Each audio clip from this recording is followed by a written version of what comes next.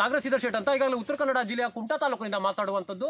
ವಿಷಯ ಏನಂದರೆ, ಈಗಾಗಲೇ ನಾನು ಮಹಾಭಾರತದ ಬಗ್ಗೆ ಒಂದು ಸ್ವಲ್ಪ ನಿಮಗೆ ವಿಶ್ಲೇಷಣೆಯನ್ನು ಕೊಡ್ತಾ ಇದ್ದೀನಿ. ಯಾಕಂತ ಕೇಳಿದ್ರೆ, ಈ ಮಹಾಭಾರತ ಆಗಿರ್ಬೋದು, ರಾಮಾಯಣದ ಬಗ್ಗೆ, ಎರಡು ಗ್ರಂಥಗಳ ಬಗ್ಗೆ ನಾನು ನಿಮಗೆ ವಿಶ್ಲೇಷಣೆಯನ್ನು ಈಗಾಗಲೇ ನಮ್ಮ ಯೂಟ್ಯೂಬ್ ವಾಹಿನಿಗೆ ಕೊಡ್ತಾ ಇದ್ದೀನಿ. ಕಾರಣ ಏನಂತ ಕೇಳಿದ್ರೆ, ಈಗಾಗಲೇ ಜಾತ್ಯತೀತತೆ ಅಂದರೆ ಕೆಲವೊಂದು ಜನ ಏನು ಕೇಳ್ತಾರೆ, ಜಾತ್ಯತೀತತೆ ಅಂದರೆ ಏನಪ್ಪ ಅಂತ ಕೇಳ್ತಾರೆ. ಜಾತ್ಯತೀತತೆ ಅಂದರೆ ಈಗಾಗಲೇ ರಾಮನಾದವನು ಏನು ಮೊದಲನೇ ಯುದ್ಧ ನಮ್ಮ ಸನಾತನ ಧರ್ಮದಲ್ಲಿ ಮಹಾನ್ ಗ್ರಂಥ ಏನು ರಾಮಾಯಣ ಮತ್ತು ಮಹಾಭಾರತದಲ್ಲಿ ಈಗ ಅವರು ರಾವಣನನ್ನು ಸಂಹಾರ ಮಾಡ್ತಾರಲ್ವ, ಆ ಯುದ್ಧದಲ್ಲಿ ಆ ಒಂದು ಏನು ರಾಮನ ಒಂದು ಏನು ಸೇನೆ ಇರ್ತದೆ ಅದು ಜಾತ್ಯತೀತವಾಗಿರ್ತದೆ. ಯಾಕಂತ ಕೇಳಿದ್ರೆ ಅಲ್ಲಿ ರಕ್ತ ಸಂಬಂಧಗಳು ಯಾವುದೂ ಇರುವುದಿಲ್ಲ. ಯಾಕಂತ ಕೇಳಿ ನೋಡಿ, ರಾಮನಾದವನಿಗೆ ಹನುಮಂತನಿಗೆ ರಕ್ತ ಸಂಬಂಧ ಇರೋದಿಲ್ಲ, ಮತ್ತು ವಿಭೀಷಣನಿಗೂ ಕೂಡ ರಕ್ತ ಸಂಬಂಧ ಇರುವುದಿಲ್ಲ.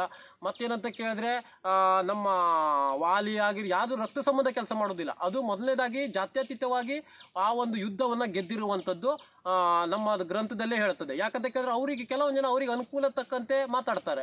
ಆದರೆ ಜಾತ್ಯತೀತವಾಗಿ ನಮ್ಮ ಒಂದು ಮೊದಲನೇ ಯುದ್ಧವನ್ನು ಗೆದ್ದಿರುವಂಥದ್ದು ಮತ್ತು ನಮ್ಮ ಸೀತಾಮಾತೆಗೆ ಆ ಸೀತಾಮಾತೆ ಆದವಳು, ನಮ್ಮ ಜಗನ್ಮಾತೆ ಸೀತಾಮಾತೆ ಆದವಳು, ಅದು ಏನು ಜಾತ್ಯತೀತವಾಗಿ ಏನು ನಮ್ಮ ವಾಲ್ಮೀಕಿಯವರು ಅವರಿಗೆ ಒಂದು ಆ ಒಂದು ಆಶ್ರಯ ಕೊಟ್ಟು ತಮ್ಮ ಒಂದು 2 ಮುದ್ದಾದ ಮಕ್ಕಳಿಗೆ ಜನ್ಮವನ್ನು ನೀಡ್ತಾಳೆ ಆಕೆ. ಅದು ಯಾವ ಅವರಿಗೆ ಜಾತಿಗೆ ಮತ್ತು ಯಾವುದೇ ರೀತಿ ಸಂಬಂಧ ಇರುವುದಿಲ್ಲ, ಅಲ್ಲಿ ರಕ್ತ ಸಂಬಂಧ ಯಾವುದು ಕೆಲಸ ಮಾಡಿರುವುದಿಲ್ಲ.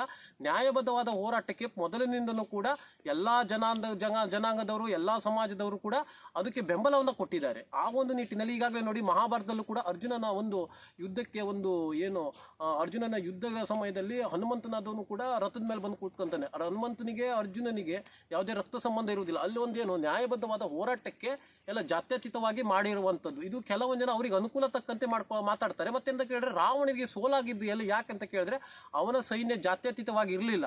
ಬರೀ ರಾಕ್ಷಸರ ಸೈನ್ಯ ಅಂದರೆ ರಾಕ್ಷಸರ ಸೈನ್ಯನೇ ಆಗಿತ್ತು. ಇಲ್ಲಿ ಏನು ನಮ್ಮ ರಾಮನ ಸೈನ್ಯದಲ್ಲಿ ರಾವಣನ ತಮ್ಮನೂ ಕೂಡ ಇದ್ದ, ಮತ್ತು ಎಲ್ಲರಿಗೂ ಆದ ಸೂಕ್ತವಾದ ಒಂದು ಅಧಿಕಾರವನ್ನು ಹಸ್ತಾಂತರ ಮಾಡಿದ ಯಾರು ರಾಮನು. ಅದಕ್ಕಾಗಿ ನಾವು ರಾಮರಾಜ್ಯ ಆಗಬೇಕು ಅಂತ ಯಾಕೆ ಹೇಳ್ತೀವಿ ಅಂತ ಕೇಳಿದ್ರೆ, ಸುಗ್ರೀವನಿಗೂ ಕೂಡ ಸುಗ್ರೀವಾಜ್ಞೆ ಅಂತ ಮಾಡಿದ ನಂತರ ಮತ್ತೆ ಎಲ್ಲರಿಗೂ ಒಂದು ಸ್ಥಾನಮಾನ ಏನು ಅವರಿಗೆ ಅಧಿಕಾರ ಹಂಚಿಕೆಯಲ್ಲಿ ಸಮರ್ಪಕವಾಗಿ ಮಾಡೋದ್ರಿಂದ, ಅದಕ್ಕಾಗಿ ಈಗಾಗಲೇ ನಾವು ರಾಮರಾಜ್ಯ ಆಗಬೇಕು ಅಂತ ಯಾಕೆ ಹೇಳ್ತೀವಿ ಅಂತ ಕೇಳಿದ್ರೆ, ಆ ದೊಡ್ಡ ಯುದ್ಧದಲ್ಲಿ ನಮ್ಮ ರಾಮನಾದವನು ಎಲ್ಲರಿಗೂ ಹಂಚಿಕೆಯನ್ನು ಮಾಡಿದ್ದ ಮತ್ತು ಜಾತ್ಯತೀತವಾಗಿತ್ತು. ಮೊದಲನೇ ಯುದ್ಧವನ್ನು ಕೂಡ, ದೊಡ್ಡ ಯುದ್ಧವನ್ನು ಕೂಡ ನಮ್ಮ ಧರ್ಮದಲ್ಲಿ, ಸನಾತನ ಧರ್ಮದಲ್ಲಿ ಜಾತ್ಯತೀತವಾಗಿ ಗೆದ್ದಿರುವಂಥದ್ದು ಮತ್ತು ಮಹಾಭಾರತದಲ್ಲೂ ಕೂಡ ತಮಗೆ ಗೊತ್ತಿರುವಂಥದ್ದು. ಆ ಒಂದು ನಿಟ್ಟಿನಲ್ಲಿ ಜಾತ್ಯತೀತತೆ ಅಂದರೆ ಏನು ಕೇಳ್ತಾರಲ್ವ ಕೆಲವೊಂದು ಜನರಿಗೆ, ಇದು ನಾವು ಮಾಹಿತಿಯನ್ನು ನೀಡ್ತಾ ಇದ್ದೀವಿ.